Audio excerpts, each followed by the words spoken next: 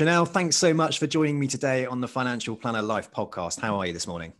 I'm good. How are you? I'm all right, thanks. Not bad. Yeah, not bad. Dropped my daughter off to school, dressed up as Princess Belle for her dress like your favourite cartoon character day. So she was happy and cute. And as I said to you before this, I found it really heartwarming because like a little 4.5-year-old sort of rocking through central Bristol in a Princess Belle outfit, and she didn't have a care in the world, and I loved that. It just melted my heart. I love it. If everyone had that confidence, it would just be amazing. Yeah, exactly. We wouldn't care, would we? No. Crazy. Right, great. Chanelle, so thank you so much for joining me today on the podcast. Obviously, we've got to know each other because I appeared on your Big Breakfast show with the Next Gen Planners, and we'll talk about Next Gen Planners in this conversation actually, and what it's all about and why you've got involved with it.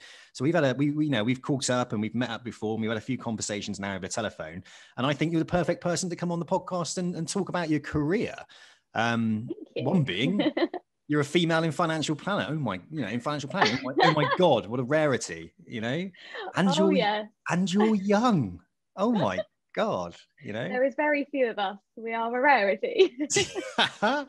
So there we go. So that's a great thing. But anyway, today, if we just kick things off, can you just sort of give us a brief introduction to yourself, who you are, and really where you are currently in your career? Yeah, of course. So I've been in the financial services industry for about 5 years. It wasn't really what I wanted to do growing up, but like every single person in the financial services industry says, I fell into it. Yeah. Currently, I am a financial planner. So I was paraplanning for a few years, did admin for a few years.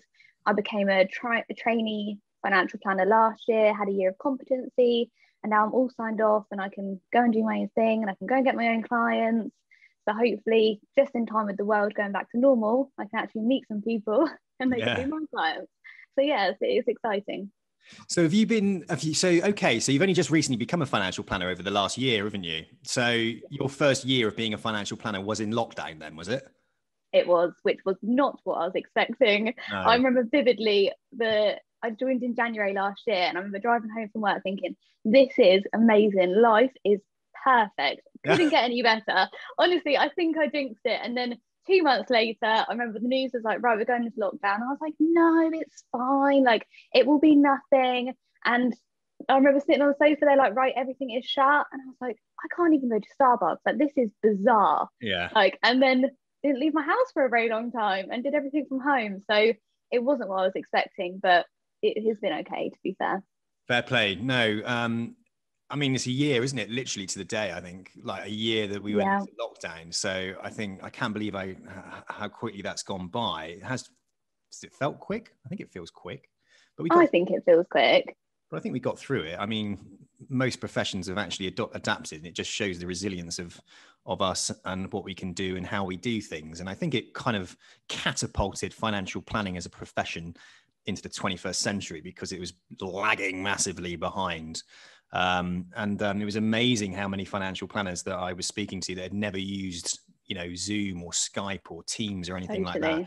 And now it's just, everyone's doing it and also reaping the rewards of it as well. It's a great way to speak to clients, a great way for me as a recruiter too, because I don't have to travel around the bloody country meeting everybody. And I've built some fantastic relationships from video. So I think it's enhanced the way we do business across multiple professions. But I think we want to get back into face-to-face, don't we, as well? You can't just do everything on video. Definitely. And I think the main thing that I've noticed is it's great for clients that the company I work in now, we've already built relationships with. And I think, like you said, we save time. We don't have to drive to meetings. And it's one of those industries where you are always busy. Nothing's ever finished. It's always ongoing and you save time. But getting new clients through the door, there's no doubt that it's harder on Zoom. If someone's going to be giving you their money to look after, it is 100% harder to build that trust over Zoom. And I would say every person we spoke to has just wanted to see us in person. They want to know we're a real human. They want to sit opposite us and they just want to build a relationship that way, I think. And that will be the main thing going forward. Maybe more client reviews will be online, but new clients, I think, want to come into the office, meet everyone and build a relationship that way, I think. No, I think you're absolutely right there. I think, with especially around scammers and all that kind of stuff, people are sort of a bit cautious around using technology in general anyway when it comes to their finances. So I could understand why somebody would want to meet somebody face to face. And you raise a really good point there. I think the continual relationship side of it, the client relationship after the actual client signed up, I think video is brilliant, isn't it? You can just jump on, you've already got to know them already. Everyone's relaxed. They're in their own home. You know, you can take 25, 30 minutes of their time as opposed to an hour getting there, an hour getting back and having to be somewhere and prepare yourself. And I think it's, no, it adds that kind of speed value. And obviously one of the things you never hear about really is the reduction in the carbon footprint, the amount of, cars that are taken off the road, the less travel that we have to do, the better impact it's going to have on the environment, which I think is 100%. a positive thing in its own right, isn't it? Definitely. Cool. Okay. So what I love doing on this podcast is just finding out and learning as to why you decided to get into financial planning and how you got into financial planning. So let's go all the way back to the beginning then. Tell us a little bit about how you ended up working in the financial planning profession. Absolutely. So my dad is a financial planner and he has been my whole life. And when I was younger, I thought that was the most boring job in the world. Never wanted to do it. And my favorite description of his job, which I still describe it as now, is he drinks tea and makes money grow. And growing up, that is exactly what I thought he did, because he'd always be drinking tea. And from what he told me, all of his clients' pots grew. So brilliant. And but I never wanted to do it. I didn't think it was for me. I just wasn't a fan. So I went off and did quite random things, went to college a few different times, tried some different things. I even had an apprenticeship in London at ITV when I was 16. And everyone thought I was crazy because I was like, I don't want to do this. And they're like, what do you mean you don't want to do this? I was like, we're not enjoying it. And like, I'm a big believer in do what makes you happy. And I think everyone thought I was a bit crazy. They're like, you can't quit ITV. Like what a job. And I was like, but I don't want to be a PA. So what's the point? I'm not going to carry on. So I quit and I went and worked in Debenhams. And I think in the end, my dad was like, okay, what are you going to do? I was like, oh, I don't know really. He was like, why don't you just try RO1, so the first sort of CII book, see what you think. I don't really know why he gave me RO1 because dire to say the least. But he was like, just give it a go. So I started studying and I was working in Debenhams, and this I do think is sort of a bit of fate happening. I was working in Debenhams, chatting to a lady.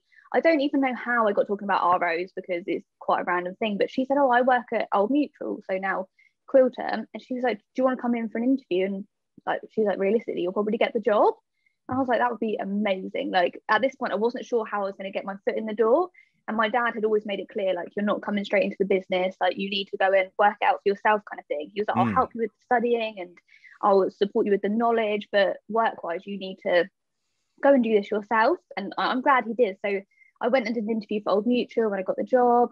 And I worked there for 2 years. So I was in sort of general admin, money in, money out, that kind of thing.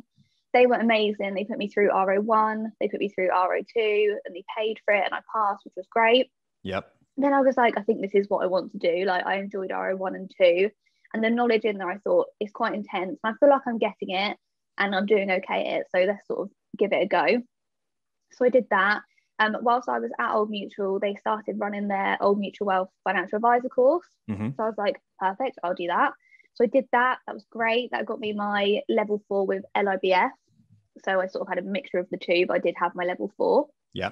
I then found a trainee paraplanning role that I applied for and got that job. And at that point, that was like gold dust. Like finding a trainee, anything, paraplanner, financial advisor just wasn't really a thing. So I started that job, and to be honest, I don't know what I expected. I don't think I even really knew what a paraplanner was. In my head, it was like, right, that's my next step. Everyone says that's my next step. It's what you need to do before you be a good financial advisor. I'm going to go for it. Started that job, and I sat there on my first few days and I thought, I don't even know like what an illustration is. I don't know what key features is. I don't know what a KID is. I thought, realistically, I really don't know a lot of what a paraplanner does.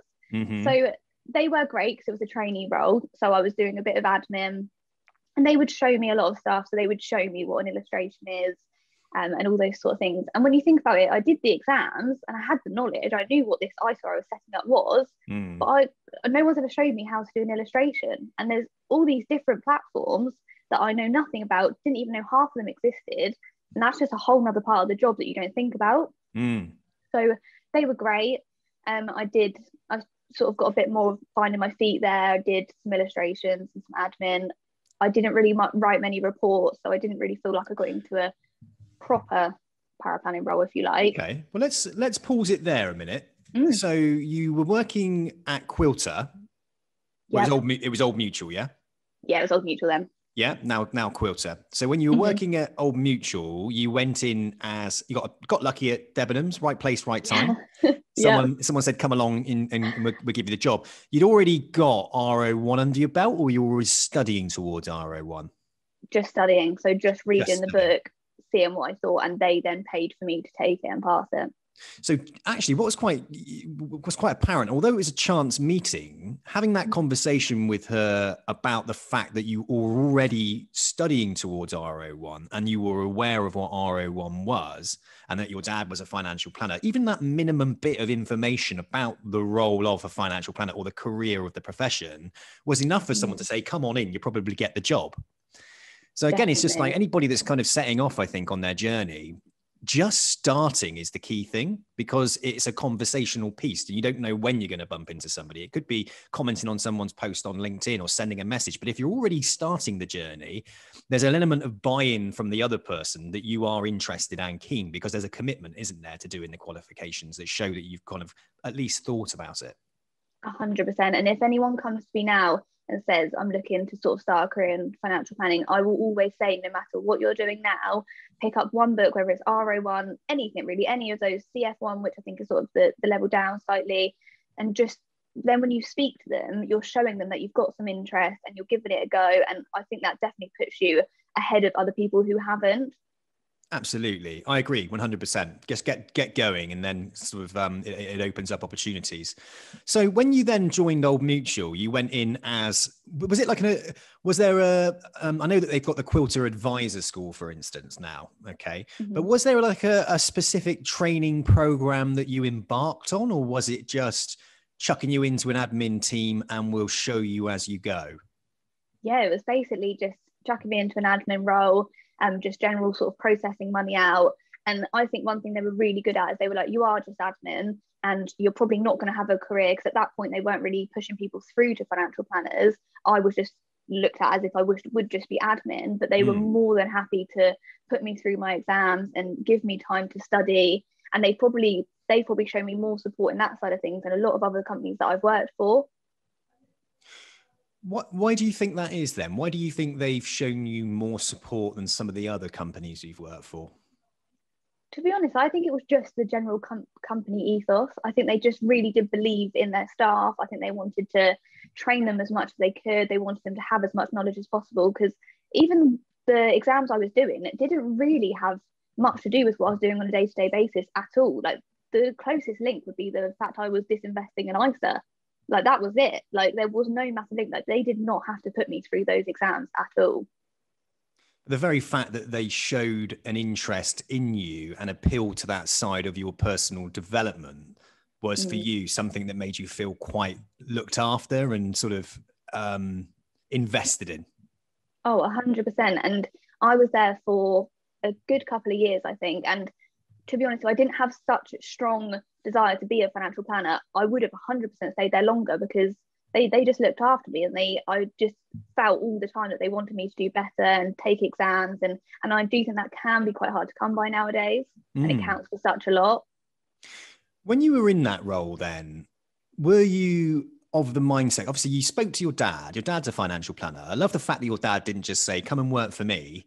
You know, he actually said, well, you know, we'll put you through some of the exams. I'll help you out in that respect. But you're going to have to find your own way.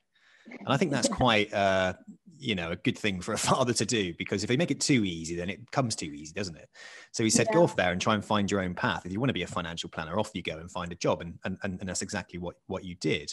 Now, when you joined Old Mutual, at that stage, though, knowing what your dad did, which was play with money and drink tea, did you think to yourself that is what you wanted to do? You made that decision that I want to be a financial planner. If I'm going into Old Mutual, my goal long term is to be a financial planner. Did you set your stall out in that direction?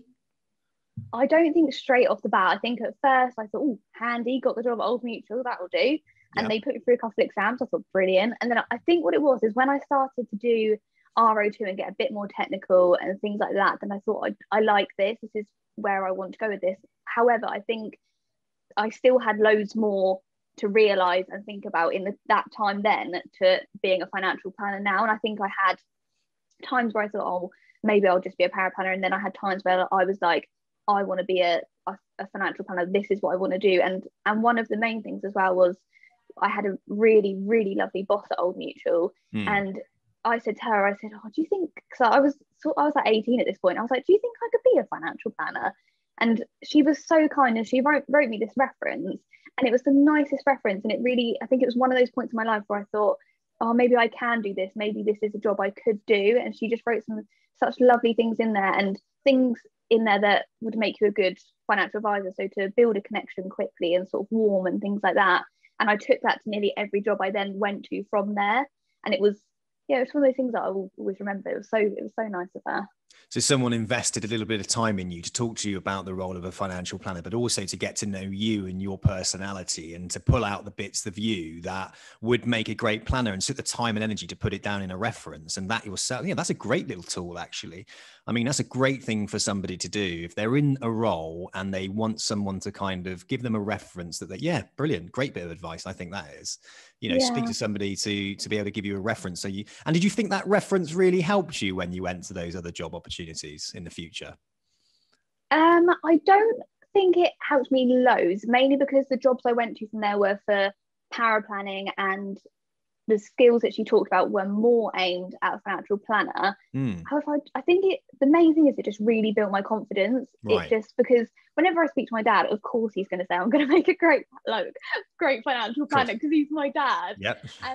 But when someone else says it, who's like a manager at Old Mutual Wealth, who's been there a long time, who's met loads of people, and they wrote a kind reference because they wanted to, it just counted for such a lot. And it just happened by accident, to be honest. I never expected to get such a nice reference that I would hold with me for so long. Yeah. But I did. And like you said, that sort of thing actually would maybe help other people to go and ask for something like that and see what they say.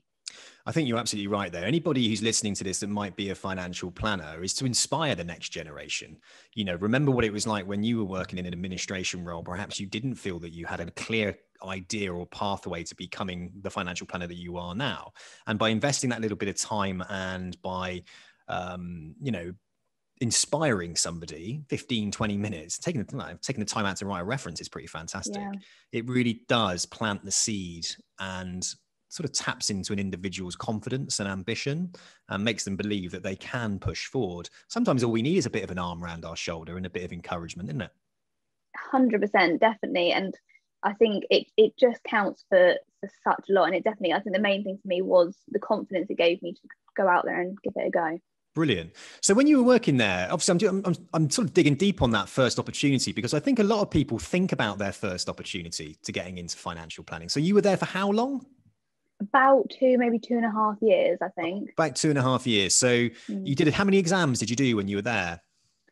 So I did 2 maybe in the first year, and then I did so now it's the Quilter Financial Advisor School. Yeah. Back then it was the Old Mutual one. I think I was maybe the first cohort. I was like right at the start. Like they sent an email internally, like, does anyone want to do this? And I was like, me, I will do that. That sounds great. So I did that alongside working at Old Mutual. Okay, great stuff. So again, joining the first company that you joined did have a personal development plan in place for anybody by the sounds of it. So if you started out as an administrator, regardless of whether or not they had an opportunity for you to become a financial planner, they had something in place that kind of ran alongside your role, that got you through qualifications and got your skill set up. Definitely. And they were brilliant. I think Old Mutual Quilter now were amazing. All right, fabulous. Okay, great stuff. So you did your RO exams, RO1, RO2 within the first couple of years. You mentioned there the LIBF qualification as well. So you what did you do then? You switched over from ROs over to LIBF whilst you were at Old Mutual through their sort of in-house training academy. Is that right? Yes. So I saw the advertisement for that and I thought, great, I'll do that. It was kind of advertised like we will get you to be a financial planner kind of thing. So I was like, that sounds brilliant. And then I realized it was a different route. So when I spoke to them, they said that my RO1 counted as the first sort of part of LIBF. So that was great. So I went in halfway through and continued to do the rest of it. And that then got me a level 4 with LIBF. And then I did actually go back and switch to CII in the end, but we can come back to that. Oh, right. Okay. So when you decided to go, yeah, this is the question I was going to ask you, because there's a whole battle, isn't there, between like, CII, LIBF, CISI, which is the best one, and everything. So what, when you were doing your RO exams and you switched over to LIBF, got to ask a question. What did the old man say? What did your dad say about that? Do you know what? He didn't say a lot at the time, but in hindsight, I think he did always want me to go back and do the CII ones. He didn't ever say he did, but he seemed quite happy when I did go back and do the CII exams. And I think that is also a part of how I am as a person and how I work and study, because I think he knew there is a bit more technical information in the ROs, and I think he knew the way I study and I learn, I would benefit from that as a person. I don't think it's for everyone. I think different routes for different people, but I think he knew me as a person would suit better with the RO exams. Okay. When you were in that administration role, did there come a point where you knew that you were ready, or I don't know, your confidence had grown based on the knowledge that you had gained, that you were ready to take the next step to becoming what happened was for you as a trainee paraplanner? Was there a point where you thought, I'm ready for this?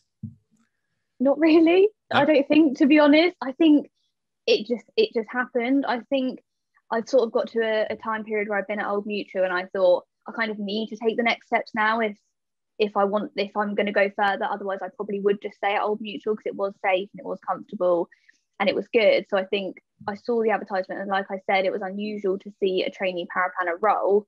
So I just went for it, really. And I think I did soon realise I didn't know a lot in terms of the paraplanning role. But you learn, don't you? I do think it's one of those jobs you do learn on the job, as long as someone's got the time and the patience to show you, which I think is important. Okay, so at that point you were sort of looking at, so you're at Old Mutual, you kind of, sounds to me a little bit like you perhaps sort of hit a bit of a ceiling, if you like, in respect of your development. You wanted to become a paraplanner. There wasn't a clear route to becoming a paraplanner, and you did a little bit of searching around, saw a trainee role, which was as rare as hen's teeth. It's only now you're starting to see trainee roles, and that's only because recruiters are telling companies to advertise them as trainee roles. So you saw that and you thought, well, I'm going to have a go at that, and I want to step up into the role of paraplanner. What made you think, or what made you decide that it was the paraplanning route that you wanted to go down and not straight into financial planning? To be completely honest, I don't think I felt it was possible. Right. When I looked online, I couldn't see any trainee advisor roles, and anything that looked like a possible starter role, if you like, always said, okay, we have to be competent. I was thinking, how am I going to go into a sort of like a basic role as competent if it just didn't make any sense. It contradicts each other, because being in a trainee role would then maybe you would do your competency and then you'd become an advisor. And I couldn't see, as far as I was aware, I didn't know of any other way to become competent before starting that role. So right. I think, to be honest, I just didn't think it was a possible route. Okay, so for you, it was like, I've got to go down the trainee, I've got to go down the paraplanning route before I become a financial planner. Now, the thing is as well, you've gone from administrator, you've gone into paraplanner, and now you are a financial advisor. I know we're sort of skipping forward a little bit, but do you think that the route that you've gone down from admin to paraplanner to financial planner was the right route for you? Or do you think that you could have been able to jump from admin, get your level 4 and go straight into financial planning? I don't think so. I think it was the right route for me. I think at some paraplanning roles, I didn't feel like I was learning loads, but in other paraplanning roles, I felt like I was learning tons. And that's from lots of different things. So from writing a report to technical knowledge, to tax calculations, to using platforms. And I think it would have been even more daunting than it is now, going into a trainee financial advisor role, not having done that. I think that really built up my knowledge, but mainly my knowledge, to be honest, of platforms, tax, things like that. And then I feel like I've taken that knowledge, gone into a trainee financial planner role, and now it's more about my confidence and sitting in front of clients and those sort of skills. So I think it has been good for me. And also it's meant that I can step in as a trainee financial planner at my dad's company, and I know what I'm doing. most of the time, not all the Yeah. time, but most of the time, I've done this illustration, or I've written that report, or I've seen a case like this before, I've done that tax calculation. And I think that was also a big relief for my dad to know that he doesn't need to watch me all the time. I don't always need his help. And it is more about spending the time together in client meetings, building up my confidence, knowing what to say, then maybe passing them on to me, and then they're my clients. So for me, I think it was definitely the right route. Is that also because in your role at the moment as a financial advisor, essentially you're a trainee financial advisor at the moment, aren't you? Is that because like your role is more of a hybrid in the sense that you do your own power planning as well as seeing clients when you can see clients? But because you're a trainee as such, you've still got one foot in the camp of being a power planner. So perhaps you're doing your own power planning, some power planning for other people, and you're stepping into the world of becoming a face-to-face financial planner. Is that right assumption? So yes, it is. So my dad and his firm, they have always done a lot of their own power planning. They are set up in the way that they do write their own reports. They don't normally do their illustrations and stuff like that, but mainly their reports, they are written by them. And I actually did take a stance when I was power planning, because a lot of the firms that I worked for sometimes felt like the power planner does everything apart from speak to the client. And I always kind of had the mindset that I actually did want to do my own reports and do my own research, at least at the start, whilst I maybe have a bit more time, because sometimes it felt like I was writing these reports. They're like, yeah, we've checked them, and they sort of send it back in 5 minutes. And it's like, well, you probably haven't read all of it, and you're going to sit in front of that client. And if I've made a mistake, like you should have read it.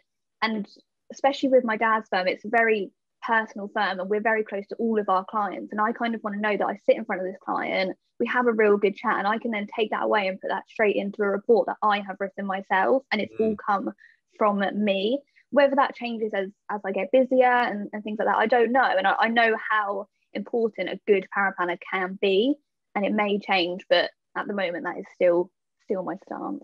Well, that makes sense, doesn't it? Because you have to have your confidence isn't going to be sky high when you're going into client meetings. So you do want to feel like you've got some control over the delivery of the presentation or the report or whatever it is you're sitting down with your client to deliver. So if you're used to doing your own reports, then that's only going to give you the confidence, isn't it? You can't, trusting someone else to do that when you're not 100% confident yourself going perhaps into that meeting would be a bit be a bit much, wouldn't it? Definitely. So, yeah, I can get that. Yeah. Okay. So cool. So one thing we've alluded to there and you've mentioned is that throughout your career, you've done power planning roles with different companies, and those power planner roles have been vastly different. And something that I sort of come up against and have done over the years is the term power planner. It gets used and banded around quite a lot. And we would sit down with a candidate who says, I want to be a power planner, and you go through the CV and say, okay, so you've done 2 years of power planning here. Give us an overview of what it is you've done in that role. And when they give me an overview or give one of the guys an overview of that position, in our head, they're not doing a power planning role.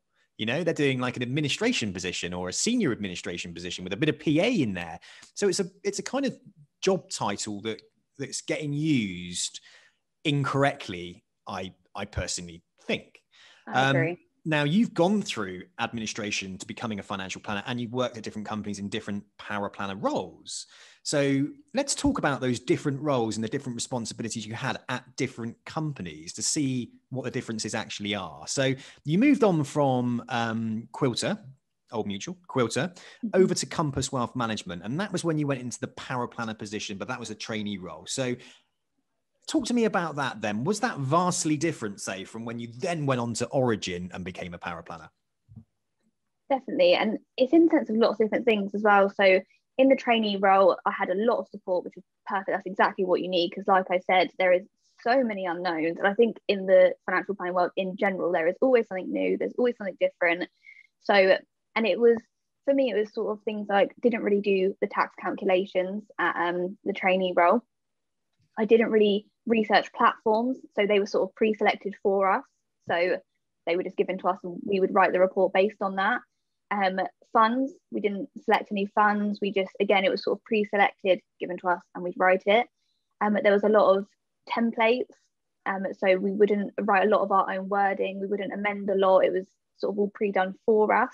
There was some admin in there, sort of like you said, a bit of PAing with the advisors, that kind of thing, basic letters like better nices, that kind of thing. And then if you then take that to also, sorry, there wasn't a lot of, what I found later in my career was a lot of people came in to talk to us about different things, whether that was platforms, whether that was a platform person, if you like, representative, but they'd come in to tell you all about these things to do with drawdown pensions or that kind of thing. And you'd learn a lot about the technical knowledge you need to then apply to the role. So then if we jump forward to Origin, my final paraplanning role, it felt completely different. Like we would do all the tax calculations, we would research all the products, and the research was so detailed. You had to really make sure that product was right for that client, and it would go off to compliance, and it would be scrutinized. Like you had to make note of basically everything that was in your head while you picked it, the charges, what it stands for, why it's for that client, that kind of thing. The reports had to be very personal. You had to go through all the advisor's notes. You have to check the advisor had uploaded all the documents you need, that kind of thing, ID. And then you had to take the advisor's words and put them into the report and make sure it was correct. And you had to make sure it was as if you sat in that meeting. You had to take everything they had, be that advisor, and write that report. And then it would always be scrutinized, and it just every single detail would be just looked at and made sure it was correct. And I felt like in that role I learned tons, so much. We had a lot of complex cases with like SASs and SIPs, and it's like a whole nother world. And on the daily I would realize I still have so much to learn. Absolutely. Like I have so much more knowledge to learn, so many ways I could improve my report writing. And that we had people in to talk about grammar and then how to say the right thing. And we used to do exercises where we would all get given, because it's pretty brutal, we'd all get given each other's reports to basically scrutinize, like to the point where the paragraphs should be aligned right down to the final details, because they felt very strongly that if this was going out to a client with Origin's name on it, it had to be perfect. And I have taken a lot of that with me going forward. Like I never thought I would, but now I'm looking at the alignment of my own reports. I thought, I'd never do this, but I get it. Like if something was spelt wrong, like you're in trouble. Like you can't be given this client who's got hundreds of thousands of pounds, maybe even millions, and we've spelt the fund wrong. Do you know what I mean? It just can't happen. And then you wouldn't be given funds. We'd have a specialist fund guy who would present to us a lot of funds, and we would then choose which fund was appropriate for this client. Again, that was a whole nother thing you had to know, like why was it? Did he want a DFM? Did he want a managed fund?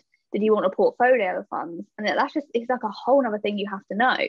I think when you get into a real paraplanning job, there's tons in there, and it just all comes with time, I think, personally. So on one hand, and this, they advertised it as a trainee paraplanner role, didn't they? The Compass, when you left Quilter, you went to Compass, it was a trainee paraplanner position. So it was very much templated.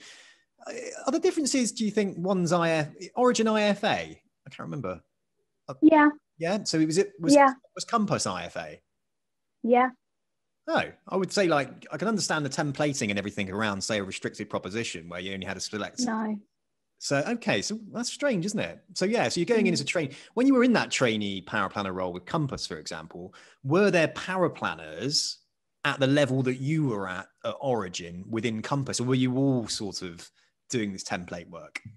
I think maybe not as sort of detailed stuff as Origin, but there definitely was people that had been there for longer than me. They were probably doing the more complicated cases. Right. Perhaps they were doing the tax calculations, but Origin was definitely just a whole nother level. And that's in my head. If I then went for another job and didn't go the route I have gone down now, that is what I would expect from a true paraplanning role. And the reason why paraplanners can be so well paid, and it can be such a good career, and that is what I think of when I think of that role. Great. Okay. Well, that's good to know. You know, that is good to know. I think anybody listening to this, if they're in a position where they're doing a lot of templated stuff and perhaps they're getting a bit bored, they don't feel they're getting pushed to their full capacity, but they're calling themselves a paraplanner, then perhaps they're not. And they should be looking to either get more work or get more experience from the firm they're in, or even look to sort of take their experience of being a trainee and step across into a firm where they can be trained up to be what I would consider to be called a true paraplanner. The other, the one you described to me, the trainee paraplanner, I think it's a job title. I don't think it's actually, I think the role itself is like senior administration, isn't it, almost? Definitely. And there's always, I feel like, a crossover between the two, to be honest. They sort of dip in and out, and maybe you'll do some of their jobs, they'll do some of your jobs. And also it's quite easy for them to move into a power planning role because it's not that crazy. It's not that difficult. It's quite similar. So do you find that also as well, when you went in for the trainee advisor position into the paraplanner position, at that point you're level 4 qualified, LIBF stroke ROs, yeah? A couple of ROs, yeah. LIBF. Yeah. When did you then make the decision were you paraplanning when you made the decision to do the rest of your ROs? So that decision mainly came from people don't take the LIBF as seriously as they do CII, and I feel like I definitely have seen that firsthand. Right. There has been times where it's like, we don't really count that as level 4. Okay. So when I started, I don't think it is, but how do you feel about that? What do you know? How do you feel about that when you're in an interview or someone's sort of putting down the fact that you've got the LIBF qualification? How do you feel about that?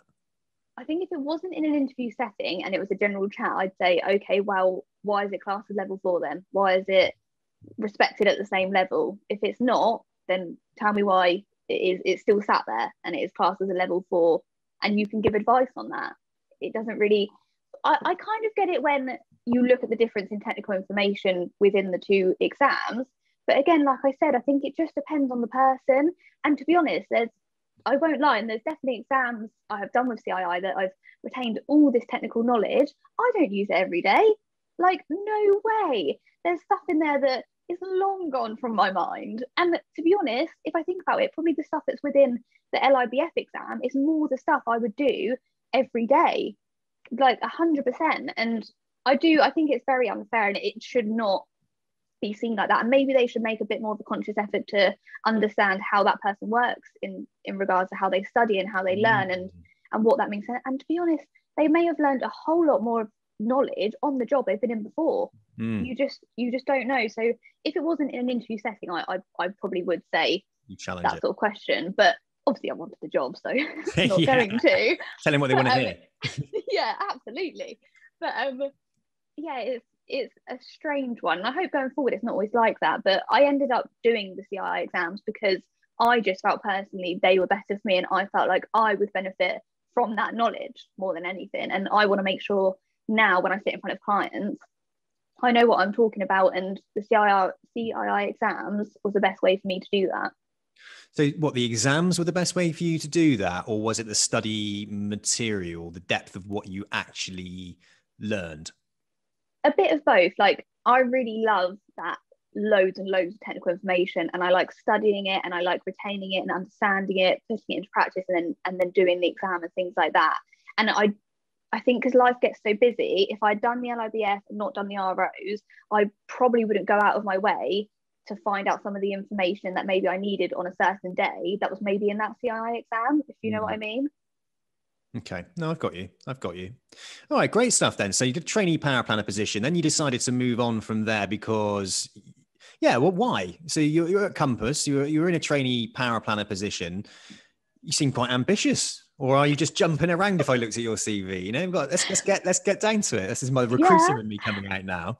But you're obviously quite ambitious. So you were trainee paraplanner, then you move to Origin and you do this full paraplanner position. So just talk to me about how that came about. Because if someone's listening to this and they're sat in a position that you were in and they want to step up into this, what you consider to be a true paraplanner position, why and how did that come about? Yeah, absolutely. So I have to admit, I'm a little bit of a jumper. Yeah. My other half gives me stick all the time. But it all comes down to the fact that I really do believe you have to be happy. And if I'm not happy, don't get me wrong, it's not as easy now. I've got a house. I can't just say, oh, not happy, here we go again. But back then, if I wasn't happy, I'd just be like, let's see what else is out there. And the thing is with a paraplanning role is you are in quite high demand. And I found that when I was going out there, I was like one of two interviewers, and I'm thinking, oh, I got this, like, it's fine. So I sort of felt with the trainee role, I wasn't going as far as I wanted. I wasn't learning as much as I wanted. I wanted to pick those funds and do those tax calculations. And also at that point, I was thinking about, okay, what are my next steps? Am I going to be a financial planner somewhere else before I go to my dad? Or I need to kind of bear that in mind. Another part of it, I have to admit, is I wanted to work from home because I wanted a dog. So I was kind of on a high alert for a paraplanning role that was at home. And also, I do feel like once you've got the knowledge, you can 100% do it from home. Yep. It is a definite working from home role. So I came across Origin, and I just really liked what they stood for. They had a quite intense recruitment process. You had an online exam to start with, I think, then a telephone chat, and then I went in for a third interview before I got the role. And I just really liked them. And I had a lovely lady who was my manager, head of paraplanning.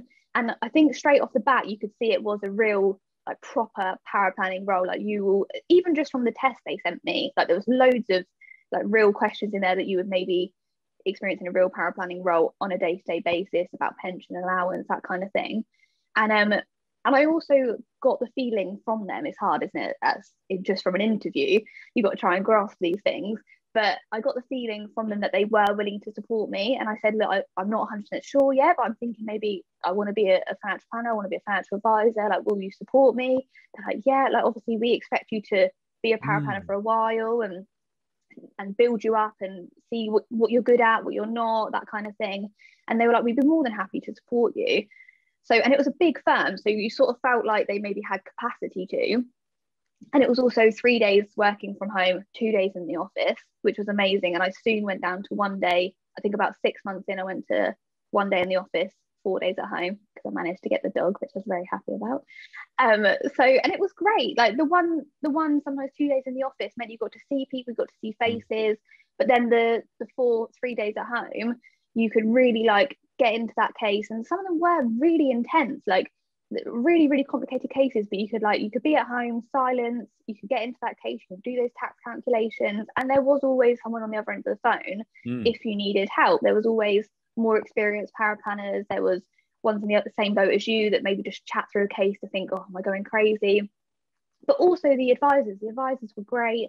There's loads of advisors, and again, if you could manage to pin them down, so obviously busy people, but if you could get hold of them, they were always happy to chat through the case. And it felt quite like my case is their case and their case is my case. Like, it was together, we were doing this sort of together. They wanted to make sure what I was putting into the report was what they wanted, which is the right way to be, because their name's going to be on it. So yeah, no, it was good. All right, great stuff. So it sounded to me a little bit like, again, you joined a firm which were thinking, right, we've got somebody here, as you absolutely rightfully pointed out, paraplanners in high demand, still are in high demand, and always will be, I think. There's very few paraplanners out there. So I think you were right to go out and have a little look on the market. When you are in high demand, you can push your salary up, but also the opportunities are out there for you to step into a firm that would invest in you. And if they're a forward-thinking company that can take you on the route of becoming a financial planner, or give you more exposure to the financial planners, perhaps sitting into client meetings and help you progress those soft skills, those skill sets, those attributes that you need to be able to transfer into the financial planning role, then why not take advantage of that? And that's my advice to any power planner, really. And also about being happy. I like that. You mentioned there you like to work from home. So many companies pre-COVID were so against like power planners working from home. And we were like, well, why? Why are you so against power planners working from home? We had to convince so many that it was a good idea. They just wanted them in the office. I think perhaps a bit of an element of control. I don't know. Definitely. But you're a living proof and experience that actually working from home, you're able to focus effectively on the task at hand and get stuck into some of these more complex cases. So is there a massive difference between the office and working for home?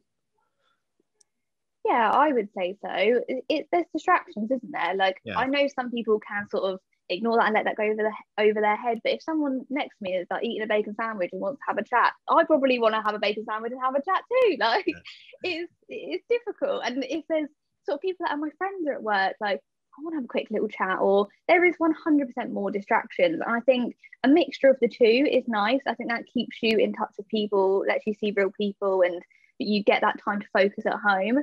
And also, at the end of the day, nowadays, we have such intelligent software that they knew what I was doing anyway. Do you know what I mean? They knew I was writing my reports. They knew I was online.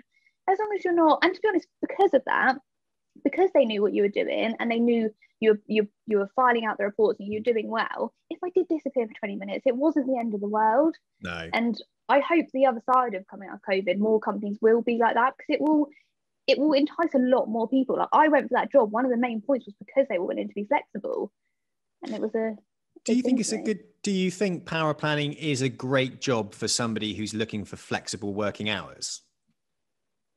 I do.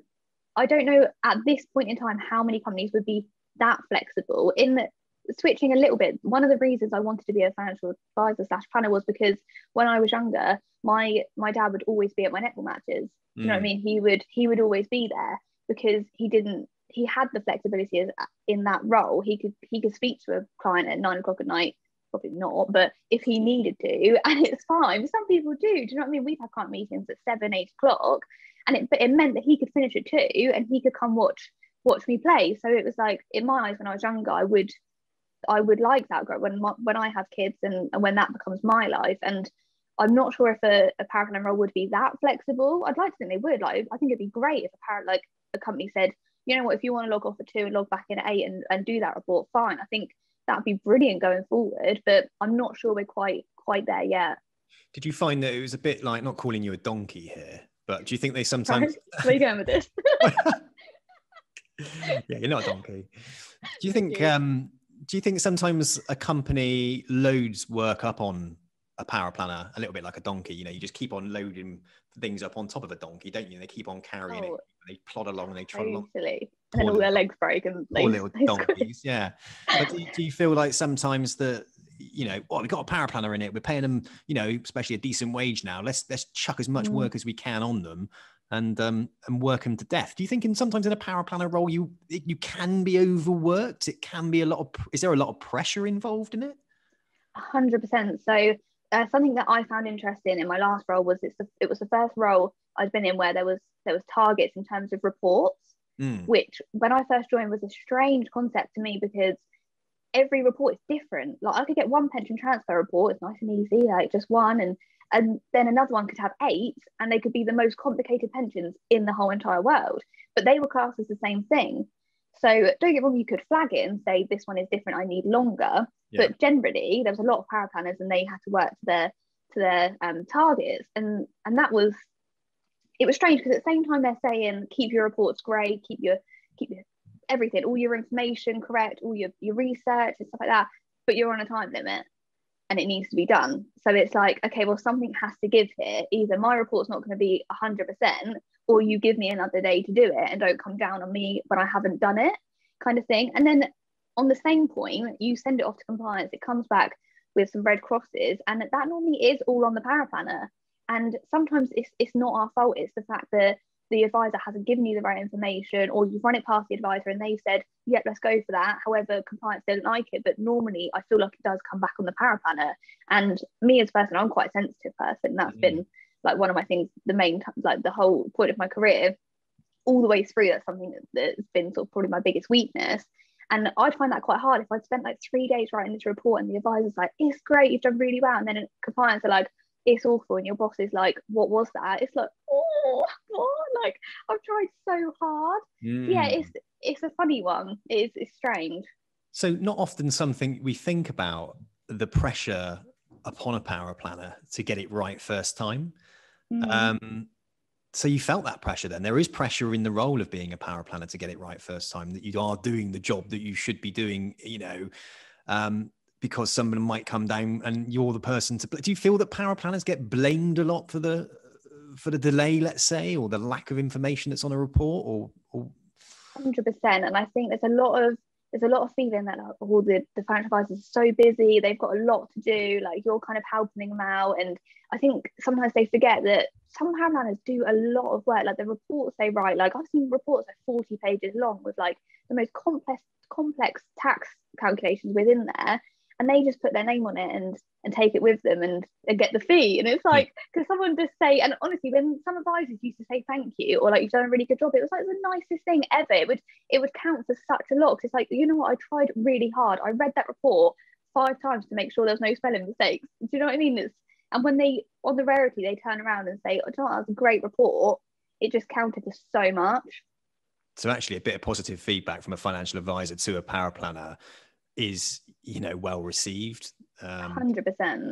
I think it's really difficult sometimes, isn't it? Especially when you are a bit more sensitive, and perhaps even if you're having a bad week, you know, we all go through our ups and downs, don't we? And I mean, when you've got a workload, which is high in, you know, it's high intensity anyway, there's a high workload in place, you're going through a bit of stress, perhaps maybe something personal, whatever it might well be. Like we say, we all go through ups and downs in our work. And all of a sudden, like, you got all that pressure upon you, and then no one's giving you any of that feedback positive when it actually is positive. You kind of feel weighed down, don't you? You know, we all need a pat on the back sometimes to let us know when we're doing something right, as much as we need it when we're doing something wrong. Do you feel that sometimes people are quick to say you're doing something wrong and not as quick to tell you when you're doing something right? Definitely. I think sadly, that is the case. I think people are quicker to jump on, you've done something wrong, then that was brilliant. And I think it's also, I remember when I first did my first paraplanning role, and I had this sudden realization that I was like, this is real money. Like, I'm not writing a report about monopoly money, or I'm not submitting an application that's monopoly money. Like, this is his client's pension fund. If I mess this up, like, it could be terrible. And I think I had this sudden realization where I was like, oh, it's quite overwhelming. Like, what if I get this wrong, kind of thing? And I still get that now. I submitted something like slightly wrong a couple of weeks ago to my dad, and I felt like my heart like sunk in my stomach, and I was like, I'm so sorry. And he was absolutely fine. He's like, these things happen, like, we're only human. But I felt awful, like, when I realized I'd made the mistake. And that's with my dad, who I know is not gonna come down on me hard, but I know I've been in situations with other firms where I've done something wrong, and it is awful, the feeling. But like, people do make mistakes, like, these things happen. People need to feel that, you know, if they do make a mistake, like you said, it does happen, you know, and but that's the reason why there are multiple sort of, you know, routes to go through. You know, you get paraplanner, so the financial planner looking at it, to the compliance manager looking at it. There's all these things in place to reduce the risk of anything going wrong, isn't it? And I think we've always got to allow for human error. We're humans, aren't we? 100%. You know, that's going to happen. Good bit of advice there, really, for any paraplanners listening, that, you know, don't put too much pressure on yourself. So you're going to make mistakes. Definitely. And yes, it is real money. It's not monopoly money. And fingers crossed, you've got a team of people around there that understand the pressures that you've gone through. And I think also as well, that sort of counts for any financial planners that have gone through the paraplanning route. So if someone's gone down the admin paraplanner to financial planning route, like for you, for example, now as a financial planner, at least you know that if you're working with a paraplanner or administrator, you've done the role and you can empathize with the situation that they're in, the pressure they're under, and the time restraints. So you can be 100%. more realistic with expectations to the client, but also to yourself and to that individual, to take that pressure and stress off of them. Whereas someone going into a firm and the expectation is, well, you're the power planner, you should be doing this work for me, you know, I want it done by this time. Absolutely no care or consideration for that individual's well-being or mental health. You're just piling it up on them, like I go back to, like a donkey. And no, absolutely. I've heard that. Definitely. You know, I've heard that a lot. Yeah, and I think that is one thing I took from doing that route through admin paraplanning to advisors, that now if I had a paraplanner, I know exactly how it feels. I know exactly the pressures you're under and how much you want to get it right. And I think that would just be a good thing to be aware of, having done it myself, and then perhaps having a paraplanner. And do you think also the quality of the work, the fact find, let's say, yeah, so you sit down with the client, all the information you gather from the client from your first meeting, do you think that you write it or articulate it in a way ready for, say, a paraplanner to be able to do the best job possible, because you can almost preempt exactly the types of questions or the things that that paraplanner is going to go through? Definitely, that is definitely something I took from doing that journey. I saw plenty of fact finds where I thought, I have no idea what you're talking about, what I'm supposed to put in the report.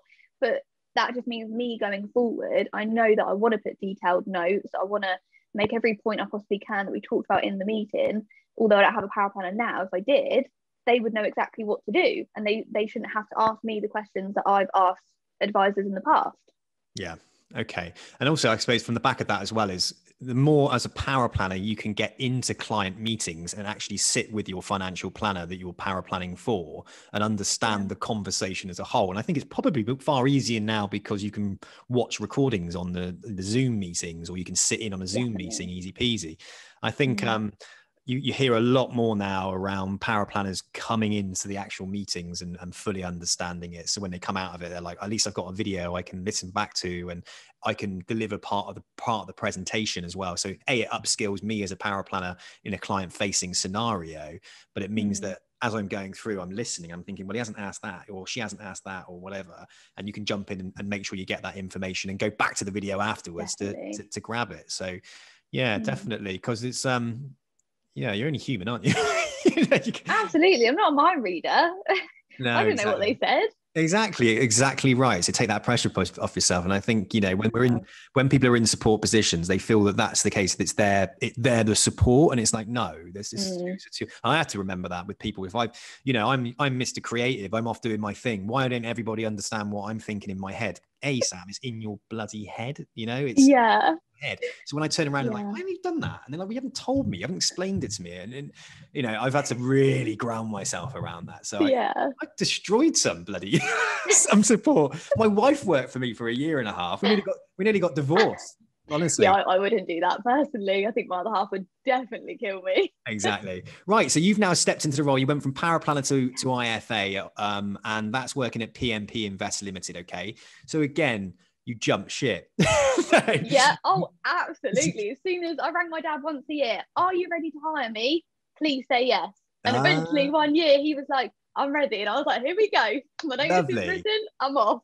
Right. So your dad says to you, right, off you go. You can find your own path. And you found your own path, got yourself to level 4 qualified, got loads of experience of power planning. You now wanted to become a financial planner. So it's, Dad, I'm ready. Yeah. I'm coming to work for you. Great stuff. So you had an opportunity to jump straight in as a financial planner at your dad's firm then. So tell me about that then. So the last year then you've been working as a financial planner.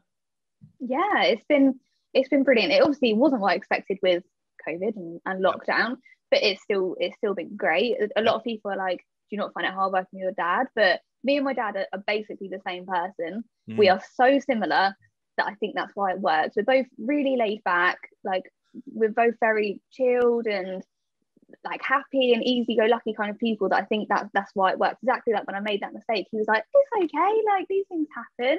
And I think that's why it works. And also the plan will be for me to take over my dad's role eventually, so he can take some time off and eventually retire, and I take over his clients. And I think the clients like it, and I know they will like it going forward, because we are so similar. Like we've sat before lockdown in client meetings and come out and they're like, you two are just so alike. It's like sitting with the same person because we've got the same mannerisms, we say the same things. And the clients love that because they trust my dad, and my dad is nearing retirement, and these people may only just be entering their retirement. So they're thinking, right, he's going to take a step back, so what's going to happen to me? Whereas when I step in, it's like a miniature female version of my dad, and they're like, great, because you can now sort out my retirement. And it's like being with my dad, which is the reason they came on board in the first place. So it's been great. And I did my last couple of CII exams over the last year whilst we haven't been able to do anything. So now I'm CII level 4. And then I've just started my chartered exams to hopefully, they're hard, but hopefully do that over the next couple of years. And then hopefully my dad can take a step back and I can hopefully fill his shoes. Fantastic. Well, that's really good. That's great. Now you stepped in, you've got to your goal. Okay, so let's just, how long was it taking you to become a financial planner then? From starting out as an administrator to becoming a financial planner, how long did it take you? I think it was about 5 years, maybe 5-6 years. Okay, which sounds to me about the average when I ask people. I had a girl on the podcast, Jessica McGuigan, actually, and it took her 5 years as well. Exactly the similar. It's very, very similar to route to yourself, except she was in one firm all the way through. It was a dad's firm. Jump ship. Yeah, but then you've moved around and you've seen roles, you've seen how different companies work. So there's benefits to what you've done. There's benefits to staying in one place. She was 19 and had her son. So for her, it was kind of like a flexible working for her, and that allowed her to be a young mum and progress through. And I really love the fact that she was able to do that. And that's what I think the profession for women actually does. It allows you to be a mother. Absolutely. And do the role of a financial planner. And there ain't many careers out there that do that. and allow that for that sort of flexibility. Now let's talk about women in financial planning, because you're obviously a great advocate of that. You're a role model to any women coming into the profession. You're part of Next Gen Planners as well, aren't you? Which is a financial planning community that do a lot of training and development and help you bring out your soft skills, etc. So tell us, first off, tell us a little bit about Next Gen Planners. What part have you played in Next Gen Planners, and what benefit is it giving you in respect of your career as a financial planner? Definitely. So I just came across Next Gen, I think, on somewhere like LinkedIn. I was thinking about taking my chartered exams, didn't really know what route to take, what to do. I noticed they had a chartered route, if you like. So you pay a certain amount of money and they put you through all the exams and help you. So me and my dad discussed it and said, and it's about 1.5 years, 2 years. And we were like, yeah, that's the one. So we had a chat with Adam, who runs Next Gen. Great and guy. It just got really good. Oh, he's brilliant. I literally love Adam. He's great. So we had a chat and we were like, this is the right thing to do. So decided, yeah, going to do chartered through them. So I actually did my last CII RO exam and Adam helped me with that. And I was like, this is definitely the best way to go. So then the start of the new year, started prepping for my first AF exam with Next Gen. But there's just so much more to them. Like, I think I went in thinking it was just my exams, but once I got in there, it's just an amazing community for all different things, like support. If I put in there, I just can't do this one thing, can someone help me? Someone will help you. If you put in there, I actually put in there interestedly, does anyone work for family? So I wanted to see and have a chat with people, what it's been like for them, what works and things like that. And people came back and I had a couple of phone conversations, which was amazing. And you could put things in there like software, who uses what, and it's just a brilliant place to ask questions and stuff like that. And then in terms of other things, Adam did my competency for me. So to be signed off as a competent advisor, I had to do a role play, which is honestly my worst nightmare. I couldn't think of anything worse than role play. It makes me drip in sweat, like stutter. It's awful. Yeah. So, but Adam was literally amazing. He did it all with me, and he said, "Chanelle, I don't know why you're panicking." And I was like, if you want to talk to me normally, I can talk for about 5 hours, probably to a brick wall that doesn't speak. If you want me to do role play, I just can't do it. But he was amazing and he did it with me. He made me feel relaxed. We got it all done and signed off. So he did that. And then also, like, they do like these video challenges, and it was like a month of putting yourself on video and talking about different things. And I thought, you know what, I'm just gonna do it, give it a go. And a few times I thought, oh, I feel a bit like a numpty, but in the end it built my confidence so much. And now I would do a video of myself and I'm like, that's all right. Like, I might have said a few things a bit blah, but other than that, it was fine. Yeah. And yeah, they're just great. And then obviously I've done the big breakfast with them the last few weeks, which is a show on a Friday morning. And it's interesting, it's fun, and it's good for me as well. Like, it really builds my confidence. Yeah, Next have been brilliant. I don't know what I would have done without them, really. They've taken me on a whole nother path that I didn't even know was going to be there. Fantastic. So yeah, brilliant. So yeah, I concur. You know, I've stepped into the community now a couple of times, and I've been speaking to Adam behind the scenes about building a well-being and mental health community for the financial planning profession, and we're getting involved in that in the future. So I'm really looking forward to it.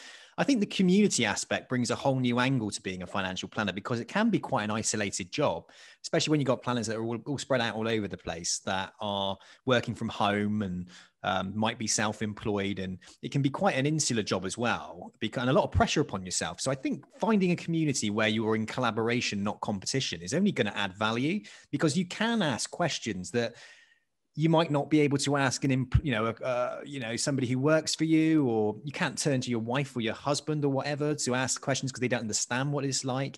And that's the bit about the community I think that's really good. And I was really impressed with the big breakfast, and obviously you were presenting on there, and I could see how it would build your confidence getting on video. I love all the little video challenges and whatnot, and how you all are very positive and supportive of each other. You know, I came on there and it felt very fresh, and it was such a different view, if you like, to what the financial planning profession was about. It was refreshing and lovely, and I can see how somebody of all ages really would benefit from it, but especially somebody who's a bit younger, who wants to come into the profession but feels a bit like, oh bloody hell, there's a barrier here, you know, knowledge barrier or cultural barrier, and there isn't in there. So yeah, hats off. I think it's really, really good. Now, you're also getting involved in the community and building like a sub-community in there, aren't you? Can you tell us a little bit about that sub-community that you're building in Next Gen Planners for women under 30? Definitely. So it sort of came from how I've had this idea in my head for quite a long time and didn't really know what it was, what to do with it, where to go with it, but it's just been fluttering around in my head. And it all stemmed from, I remember when I went to my first PFS conference and I was with my dad and I walked in and I was just overwhelmed by the amount of males, probably over 50. And I just thought, is this a job for me? I don't look like any of you. I don't sound like any of you. I don't behave like any of you. So how am I going to do this if I'm the only person like me, kind of thing? And I also thought, I'm never going to say anything. I'm not, because it's quite intimidating. I will happily admit that. I find it intimidating. I'm not going to sit here and go, oh, I think this fund should do that, because I just wouldn't. If there was 5 other women on my table, I'd maybe dabble a little bit and say a bit more as my confidence grows. But if I'm sat on a table with 10 men over 50, I'm just not going to say it.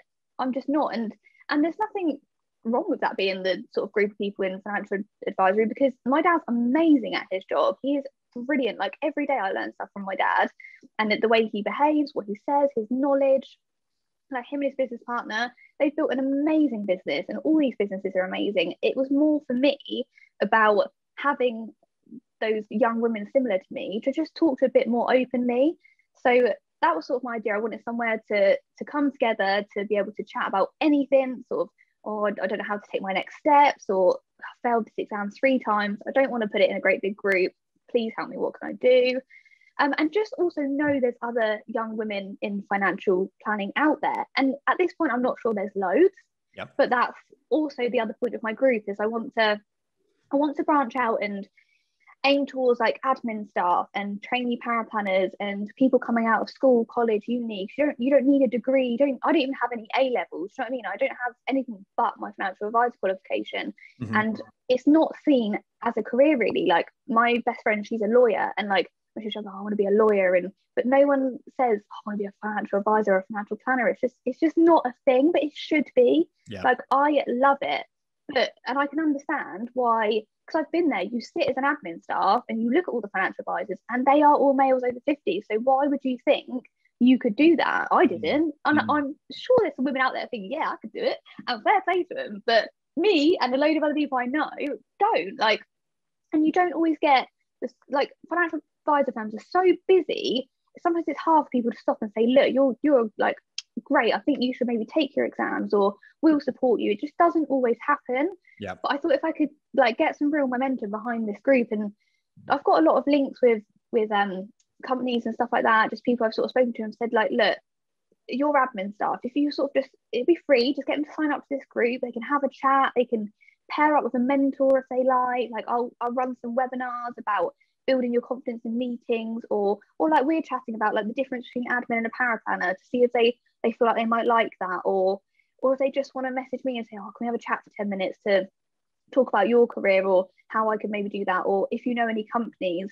I just wanted to create that sort of thing. And so it's within Next Gen at the moment, but I want to take it out and bigger things, and I just want to get as many young women involved as I possibly can. And even if I went to a college and said, look, join this group for a week, see what you think, learn a bit about the role. If you don't like it, you can leave, but you might go, this is the career for me. I want to do this. What have I got to do? Okay, so the idea here is to make the career of a financial planner a bit more obvious to women, especially young women, as far back, as early as in schools, colleges, universities. You're absolutely right. There's obviously a clear route into the professions of being a solicitor or an accountant, but not so much into financial planning, which I totally 100% agree with you there. But also it's about being unapologetically female. Why should you have to masculate yourself in an environment with men to feel that you fit into a male dominated profession? And that's not to man bash, because I'm one of them, and there's absolutely nothing wrong with it. The fact that it's male dominated, if you like, is just because of the times, and the times they are changing, aren't they? But at the same time, there has to be role models within the profession that step up and say, it's okay, I'm a female, I work as a financial planner, and guess what? It's a bloody good job. So why not come across and join us? And hey, join our group and I'm going to tell you all about it. Not just me, but there's other women that are working in the profession. Definitely. And here's their experience of being a financial planner and why we believe it's a fantastic job for women. So come on, learn a little bit about it. We'll answer some questions for you. If you like it, stay. If you don't. But at least you've sort of come in here and explored the idea. So I think people like you, women like you, need to step up and be role models, because without that, no one's going to see it, so you have to do it. And I think community is a great way to do it, because as you've experienced with Next Gen, community builds collaboration. It gives people comfort. It's like finding a tribe, isn't it? Once you find your tribe of people, you'll feel really, really comfortable and you can bounce off of each other and you can ask those questions that you might not ask if you're a girl, let's say, sat in an admin team of 20 financial planners and 18 of them are bloody blokes, Definitely. Yeah, 100%. And it's just from being there myself that I know I don't want to ask that question to them. I want to ask women my own age and see what they think and see what they can say to make me feel better. And even just as little as saying, you can go in that meeting and you can talk to that client and you're going to be fine. They're not going to say, oh God, you look about 10 and you're a female. This is not going to happen. And I know it myself, you need someone to turn around and say you can do that from someone that is like you. Yeah. You shouldn't have to battle to want to express your opinion on something because of your age and because of your sex. It's as simple as that, your gender. You should not have to feel that you can't have that communication. I think it's great that you're building that community where women have a place that they can come. But at the same time, I hope that drives confidence that women can be unapologetically female and share their opinions in the workplace, regardless of their gender or age.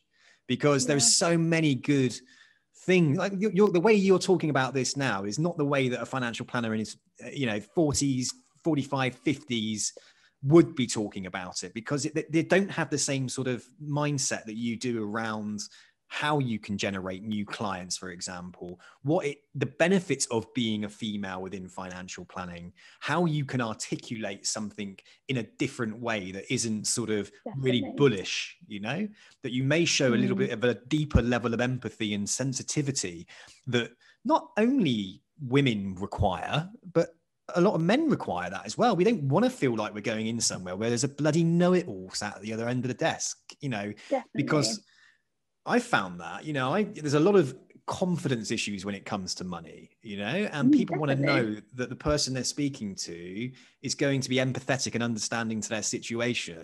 And I suppose historically, financial planners have never been like that.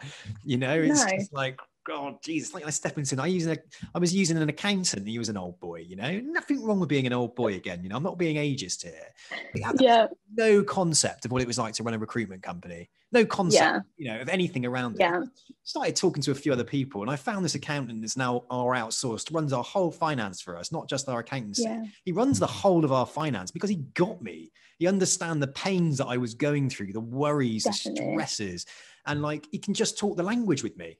And I thought, and that's what financial planning needs. It needs more people that can talk the language in an understandable, simple way, so people feel comfortable and confident they could go to Chanelle and say, give me some help, or at least watch hours and hours of your videos explaining the very basics, of what financial planning is. And that's great for new clients. It's great for new people coming into the profession, isn't it? Yeah, I think so. I do. I just feel like there is a really big need for it. And I just felt like there was, and I know I looked for it when I was at the start of my career, and I was like, I just want someone to talk to that gets it. And I struggled to find it.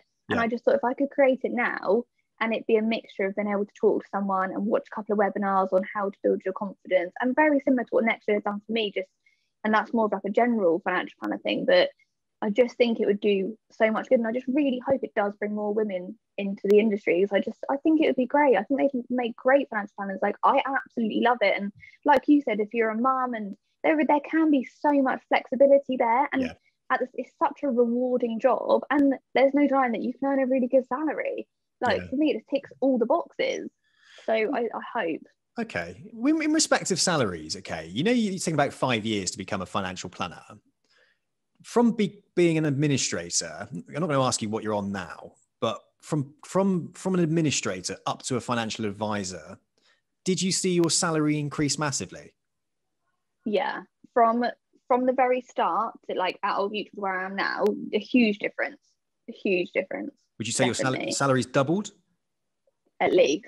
At least doubled. So that's another positive thing that I want to end on here, okay, is that you may start out as an administrator, you may be on 18 to 20K, right?